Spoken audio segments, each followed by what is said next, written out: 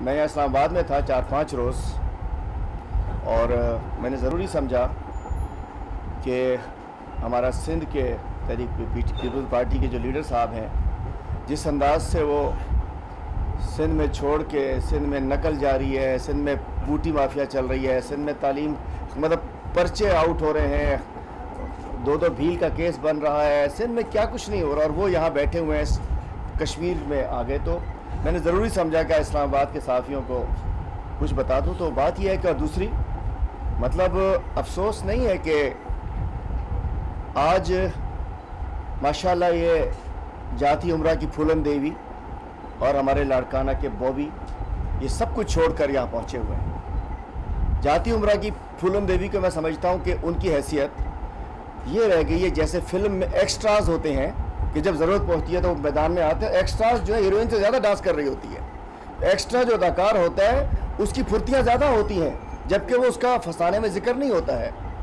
तो ये हमारी जाती उम्रा की फूलन देवी जिस अंदाज से जो ज़बान ये इस कश्मीर में जाके इस्तेमाल कर रहे हैं, हमने कभी नहीं देखा। अगर ये मैं बिल्कुल और पता नहीं क्या क्या कश्मीर फरोश और क्या क्या कहा जा रहा है। जाती उम्रा की फूलन देवी कह रही हैं कश्मीर फरोश, हमारे लाड़काना के जो बेबी हैं वो कह रहे हैं कि जी न जाने सेलेक्टेड, नाजायज़, न जाने क्या क्या है।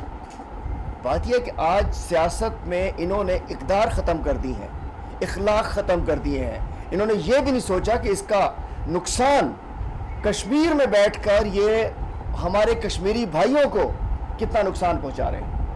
इन्होंने सोचा नहीं कि इनके इन जुमलों से एक वज़ीर आज़म को जिस ज़बान से इस्तेमाल कर रहे हैं, ये कौन लोग हैं? ये कहते हैं सिलेक्टेड सिलेक्टेड सिलेक्टेड। अल्हम्दुलिल्लाह इमरान खान साहब इलेक्टेड हैं पाकिस्तान के 20 करोड़ अवाम की जानिब से और सिलेक्टेड है अल्लाह ताला की जानिब से कि इस मैं कहना चाहता हूँ इन नालायकों की हुक्मरानी के बाद अल्लाह ताला ने इस कौम के लिए एक अच्छा हुक्मरान सेलेक्ट किया और अवाम ने उसको इलेक्ट किया। ये कौन लोग हैं? ये जाती उम्रा की फूलन देवी साहबा का अब्बा हुजूर और चाचा हुजूर और कज़न हुजूर खुद समेत ये लोग करप्शन से इन्फेक्टेड है, अवाम की जानिब से रिजेक्टेड है और हमारा सिंध वाला तो बेचारा डिफेक्टेड है, उसका तो मैं क्या कहूँ। और इधर आके रिजेक्टेड, इन्फेक्टेड और डिफेक्टेड लोग जो हैं वो जाके कश्मीर में न जाने क्या क्या कह रहे होते हैं। मैं कहना चाहता हूँ कश्मीर का मुकदमा जिस अंदाज से हमारे कप्तान इमरान खान ने कश्मीर का जो मुकदमा लड़ा है, जिस अंदाज से उन्होंने कश्मीर पर इमरान खान साहब ने बात की है, उसके ऊपर सिर्फ छोड़िए मैं क्या कह रहा हूँ, आप क्या कह रहे हैं, पाकिस्तान का मीडिया क्या कह रहा है। TRT टीवी, टर्किश टीवी जो कि उनका नेशनल टीवी है, उसके अलावा अल जज़ीरा और दुनिया के अखबारात बोल रहे हैं और टीवी रिपोर्ट्स कर रहे हैं। ये TRT वर्ल्ड क्लेम की है। TRT world claims that PMIK is the most popular personality by for in Indian occupied Kashmir. ये TRT वर्ल्ड इंडिया तुर्की का ऑफिशियल टीवी कह रहा है। वो कह रहे हैं due to IK strong and brave stand on Kashmir, Kashmiri have started to believe in Pakistan again, a belief that had lost due to the weak policies of previous government। ये भी टर्किश टीवी कह रहा है कि लोगों को पाकिस्तान पर एतमाद बहाल हो गया है इमरान खान के आने के बाद। पहले जो एतमाद ये लोग खो चुके थे। और इमरान खान साहब की on September 27 the day Imran Khan delivered his speech at United nation general assembly, most of which focused on Kashmir. वो ये बाहर के चैनल्स कह रहे हैं, अल जज़ीरा कह रहे हैं। और इन्होंने क्या किया? नवाज शरीफ साहब ने, मैं औरों को बताता हूँ आपको, 2016 में इन्होंने जब वो बुरहान वानी साहब की जब शहादत हुई, उसके बाद इन्होंने जब ये यूनाइटेड नेशन में गए तो इन्होंने लफ्ज़ ही लिए, इनके मुंह से अल्फाज नहीं निकले, इनके कश्मीर का जिक्र तक नहीं हुआ।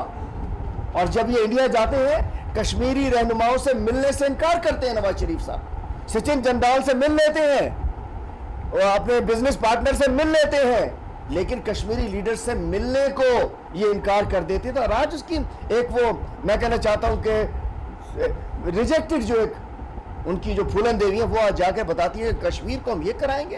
आप तो कश्मीरी लीडर से मिलने को तैयार नहीं होते हो, वहाँ सचिन जंदाल से पूरे बेटों समेत अपनी बिजनेस डील्स कर रहे होते हो। जहाँ हमारी इज्जतों की, माओ की, बहनों की इज्जतें लुट रही होती हैं, उधर आप मोदी की माँ को साड़ी भिजवा रहे होते हो।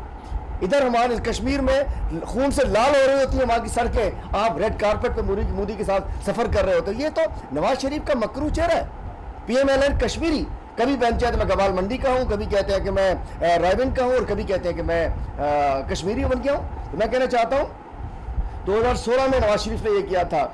उसके बाद ये तीन लोग जो है, नवाज शरीफ, जरदारी, बीबी, तमाम दोनों पीपल्स पार्टी और जो नून लीग की लीडरशिप है, इन्होंने कभी भी कश्मीर में टेररिज्म के खिलाफ, जो हमारी जो ऑक्युपाइड कश्मीर है उसमें टेररिज्म के खिलाफ इन्होंने कभी आवाज़ नहीं उठाई। और मैं कहना चाहता हूँ 2016 में इन्होंने एक वफद भिजवाया था, इतने नॉन सीरियसनेस थी इनकी, इतने फजूल कि वहाँ के उसी वफद से कोई मिलने को तैयार नहीं था अमेरिका के अंदर। और आज ये बात करते हैं को नवाज शरीफ साहब। तो मैं कहना चाहता हूँ, दूसरी बात मैं कहना चाहता हूँ, मैं असल अपने सिंध के बिलावल साहब के ऊपर आता हूँ। एक तो सबसे पहले मैं बताना चाहता हूँ कि ये बिलावल साहब जितने मासूम इतने नज़र आते हैं, तो उसूली तौर पे तो हम ढूंढने निकले हैं। हमारे सिंध के अवाम कह रहे हैं कि हमारा एक बच्चा सुना है वो पहाड़ों पे जाके उसकी तबीयत ख़राब हो जाती है, बहकी बहकी बातें कर रहा होता है। वो सिंध से लाड़काना से निकला है, पहाड़ों पे पहुंच गया है, बहकी बहकी बातें कर रहा है, उससे कुछ समझ नहीं आ रहा है, और उसके बाद गलती से वापसी में उसमें बैठने के बजाय कराची के जहाज़ में लगता है अमेरिका पर चला गया है। मतलब बिलावल जरदारी एक नॉन सीरियस, वो हाथ हिलाने से, कफन ये कलफ ऐसे करने से भुट्टो नहीं बन जाओगे।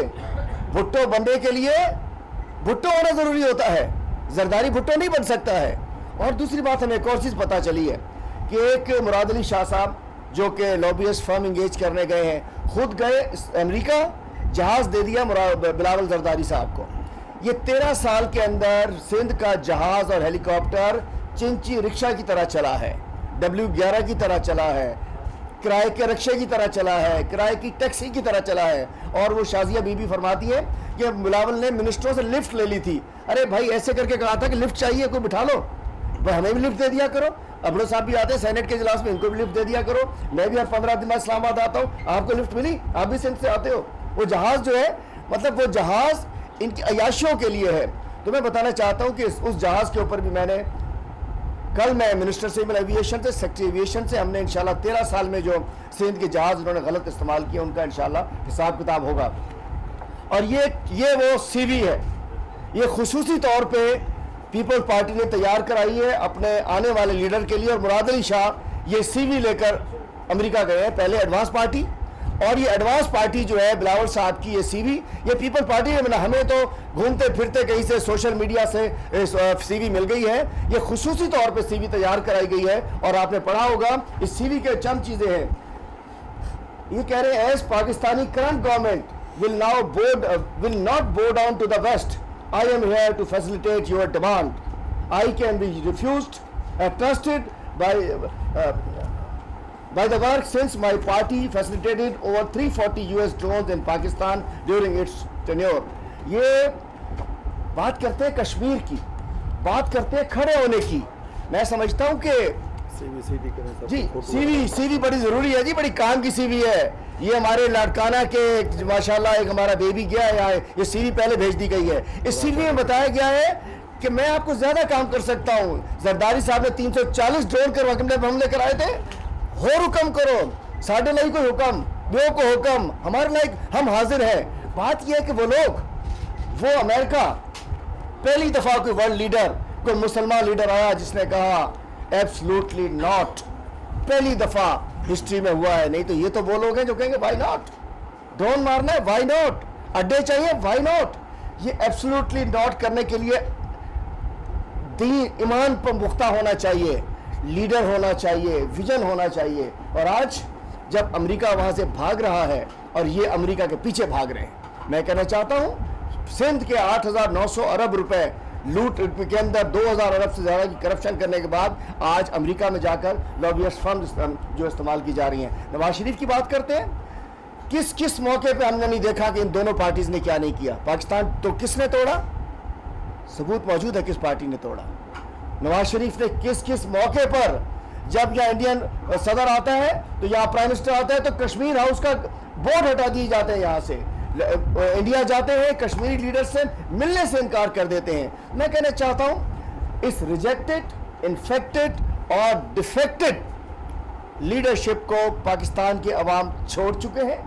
और एक और चीज़ तारीख याद रखें, मुंबई हमलों में पाकिस्तान का हाथ है, नवाज शरीफ बंबई हमलों में पाकिस्तान का हाथ है। नवाज शरीफ ये लीड है, बहुत बड़ी अखबार के अंदर लीड है।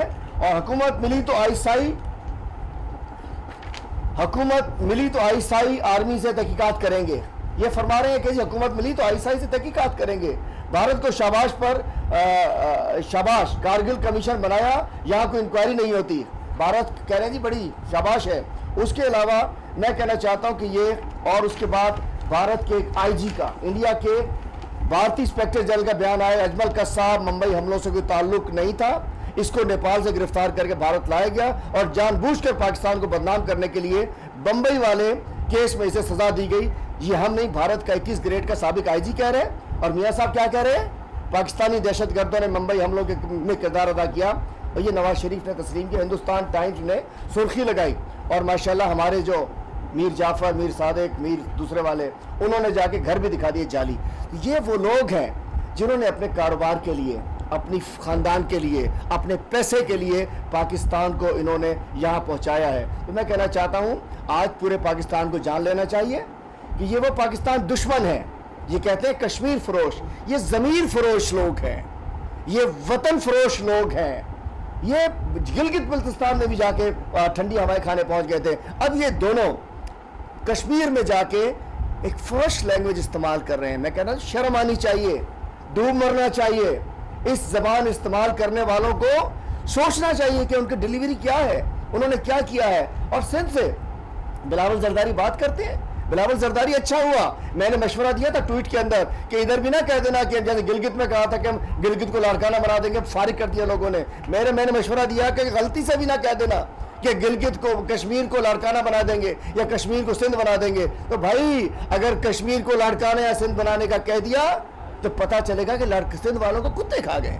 13 साल से कुत्ते झंझोड़ रहे हैं, सिंध को 13 साल से कुत्ते झंझोड़ रहे हैं। लाड़काना को 13 साल से एट लग गई है, थर में हजारों बच्चे मर गए हैं, रोडें तबाह हो गई हैं, रास्ते तबाह हो गए हैं। और उसके बाद कहते हैं बड़ी बड़ी बातें करते। कश्मीर वालों जागते रहना, जरा हमसे मालूमात कर लेना, जरा एक चक्कर लाड़काना से लेके कराची और कराची से लेके घोटकी आ जाना, पता चलेगा कि सिंध के अंदर बड़ी तरक्की हो गई है। बिलावल के सिंध में वहां चिंची की एम्बुलेंस है, गदागाड़ी की एम्बुलेंस है, खुद जहाज लिफ्ट के ऊपर भी दे दिया जाता है दूसरों को। गरीब को सिंध में एम्बुलेंस नहीं मिलती है, गरीब को दवाई नहीं मिलती है। और ये यहाँ के बात कर रहे हैं। मैं कहना चाहता हूं कि हम माफ नहीं करेंगे बिलावल जरदारी जैसे डिफेक्टेड लीडर को। और मरियम, ये फूलन देवी जो है, ये रायवेट महल की फूलन देवी जैसी इन करप्शन से इन्फेक्टेड लीडर को कि हम इनको आगे चलने दें। अबड़ो साहब जरा बात करेंगे, फिर मैं आपके सवालों के जवाब दूंगा। अबड़ो साहब लाड़काना से बहुत अच्छी तरह जानते हैं। ये रहनुमा पाकिस्तान तहरीक इंसाफ हलीम आदिल शेख मीडिया से गुफ्तगू कर रहे थे। उन्होंने कहा कि सिंध में तालीम का निज़ाम दरहम बरहम है, पर्चे आउट हो रहे हैं। पीपल्स पार्टी ने सूबे के वसाइल को ज़ाती मफादात के लिए इस्तेमाल किया और सिंध के अवाम के मसाइल हल करने में हुकूमत नाकाम रही है। नून लीग और पीपल्स पार्टी को अवाम मुस्तरद कर चुके हैं और इन दोनों जमातों की करप्शन साबित हो चुकी है। नवाज शरीफ ने अपने दौरे हुकूमत ने कश्मीर के मसले पर आवाज़ नहीं उठाई बल्कि खामोशी इख्तियार की। पाकिस्तान तहरीक इंसाफ की हुकूमत मसला कश्मीर को उजागर कर रही है।